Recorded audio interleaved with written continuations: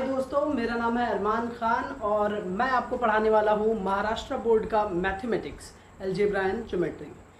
मैं पिछले 8 सालों से मुंबई में बच्चों को पढ़ा रहा था और अब मैंने शुरू किया अपना ऑनलाइन प्लेटफॉर्म अरमान सर की क्लास। मेरे बारे में धीरे धीरे आप लोगों को आगे भी पता चलता रहेगा कि क्या है, किस तरह से है। फिलहाल मज़ा आने वाला है आपको। अलजेब्रा ज्योमेट्री ऑन टाइम चीज़ें ख़त्म होंगी, हम रिवाइज़ करेंगे और बोर्ड एग्ज़ाम के लिए तैयार होंगे, ये गारंटी तो पक्की है। तो गाइज हम इसमें शुरू करने वाले हैं अलजेब्रा का पहला चैप्टर, लीनियर इक्वेशन इन टू वेरिएबल। इसके बारे में बात करेंगे। लीनियर इक्वेशन इन टू वेरिएबल के बारे में अगर हम बात करें तो लेट्स सी।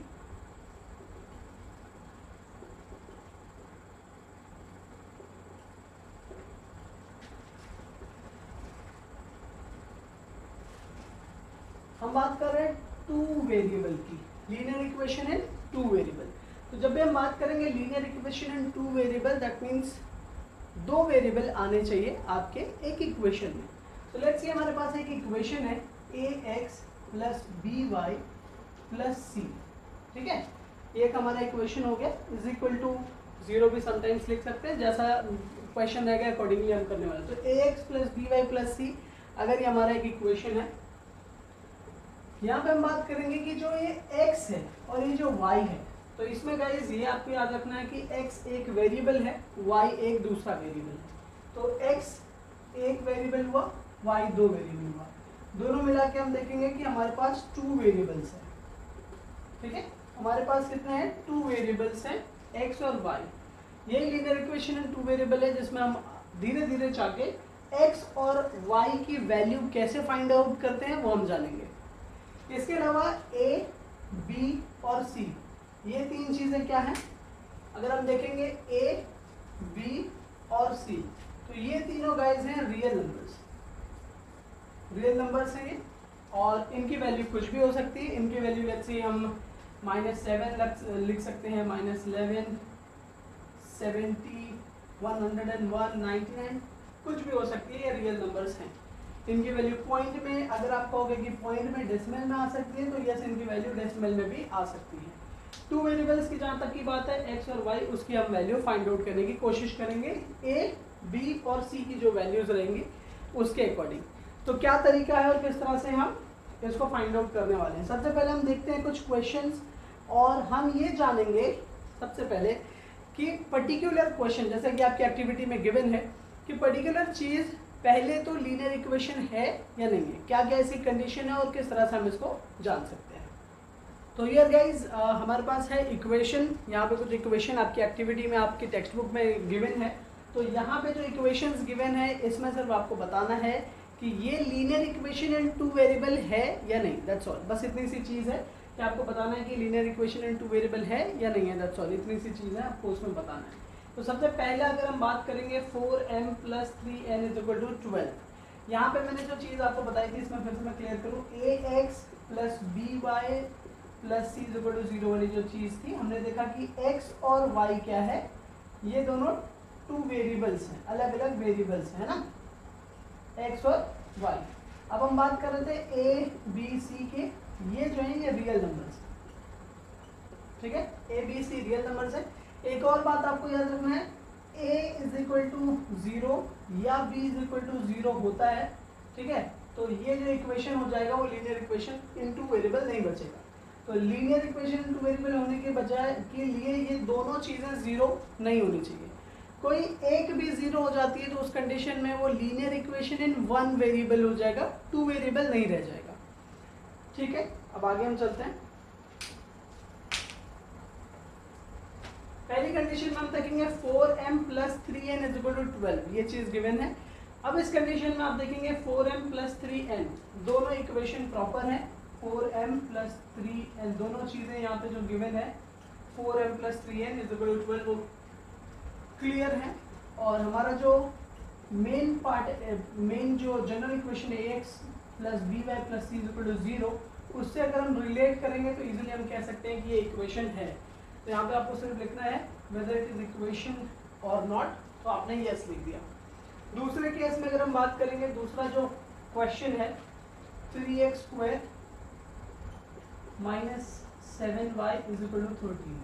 देखो जब भी स्क्वायर हो जाता है, ठीक है, तो उसको लीनियर इक्वेशन नहीं कहा जाता, फिर वो क्वाड्रेटिक इक्वेशन आ जाता है। फिर क्वाड्रेटिक इक्वेशन के साथ अगर ये x है तो दूसरा भी x होना चाहिए। तो इस कंडीशन में यहाँ पे चीज़ हम कुछ देखेंगे कि ये क्वाड्रेटिक हो गया, जबकि हम बात कर रहे हैं लीनियर इक्वेशन की, तो इसको हम यहाँ पे जगह नहीं देंगे।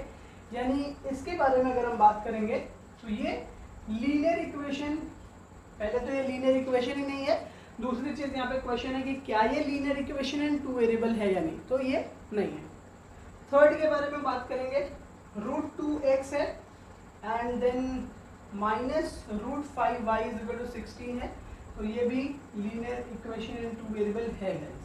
अब याद रखिए हमारे पास √2 एंड देन बाहर x है -5√y इज इक्वल टू 16 है।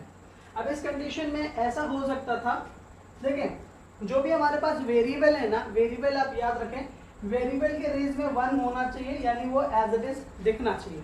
अगर वेरिएबल के रेज में कोई भी वैल्यू आ रही है, रेज 2, रेज 3, रेज 4, किसी भी चीज़ का पावर हो रहा है, तो उस कंडीशन में वो लीनियर इक्वेशन इन 2 वेरिएबल में जगह नहीं बना पाएगा। दूसरी चीज़ है उसके रेज में कोई पावर में फ्रैक्शन भी नहीं होना चाहिए, ठीक है। अगर उसके रेज में कोई फ्रैक्शन है तो उस कंडीशन में भी whether it is negative fraction और पॉजिटिव फ्रैक्शन, फ्रैक्शन का मतलब नहीं, फ्रैक्शन नहीं मतलब फ्रैक्शन नहीं, तो फ्रैक्शन नहीं होना चाहिए गाइस, ठीक है। तीसरी चीज हम लोग देख लेंगे, ये चीज रूट में, अब आपको पता ही है x⁻² का मतलब ये √x, तो ये चीज रूट में भी नहीं आनी चाहिए। यहाँ पे कंडीशन आप देखेंगे तो यहाँ पे x और y जो वेरिएबल्स हैं, वेरिएबल्स रूट में नहीं है, बिकॉज वेरिएबल्स रूट में नहीं है, इस वजह से इसको लीनियर इक्वेशन इन 2 वेरिएबल्स कहा जा सकता है।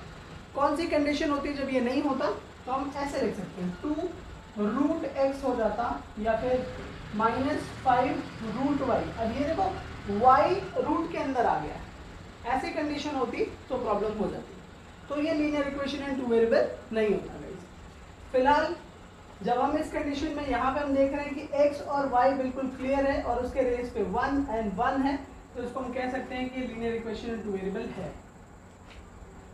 यहाँ पे हम बात करें 0x + 6y = -3 = 0 की। अब इस वाली कंडीशन की मैं बात कर रहा था बीच में, यहाँ पे मैं आपको बताऊंगा।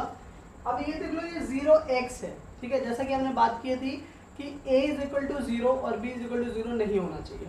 अब a अगर 0 हो चुका है तो उसकी कंडीशन क्या बनेगी, ये देखिए, ये 0x है, यानी हम इसको कुछ भी ना लिखें तो कोई प्रॉब्लम नहीं है, हम इसको लिख सकते हैं 6y - 3 = 0, बिकॉज ये 0x हो गया, तो 0 हम नहीं लिखते।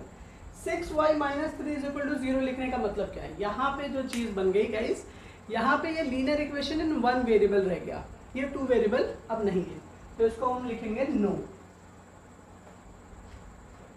यहाँ पे हमने लिख दिया नो। नेक्स्ट कंडीशन वैसे ही 0.3x है, ये वैल्यू है, बट इस बार y 0 हो गया। अब अगर y 0 हो गया तो इस कंडीशन में ये भी लीनियर इक्वेशन इन 1 वेरिएबल होगा, लीनियर इक्वेशन इन 2 वेरिएबल नहीं होगा, तो इसको भी हमने लिख दिया नो। इस कंडीशन की बात करेंगे तो 4/x + 5/y = 4। अब ये फ्रैक्शनल है, तो फ्रैक्शन को पहले हम थोड़ा तोड़ मरोड़ के सीधा कर लेंगे, उसके बाद फिर देखेंगे कि लीनियर इक्वेशन 2 वेरिएबल है या नहीं है। लेट्स सी, इसको हमने मान लिया कि ये जो 1/x है उसको a मान लिया, और ये जो 1/y है उसको b मान लिया, ठीक है। तो या तो हम पूरा क्रॉस मल्टीप्लिकेशन करें, वैसे भी कर सकते हैं और ऐसे भी। इस कंडीशन में आप सिंपल देखोगे कि बिकॉज आपने 1/x को a कंसीडर किया है, तो it's going to be 4a, and 1/y को आपने b कंसीडर किया है, that is why it's going to be 5y = 4। तो इजीली आप देख सकते हो 4a + 5b = 4 हो रहा है, that means it is linear equation in 2 variable.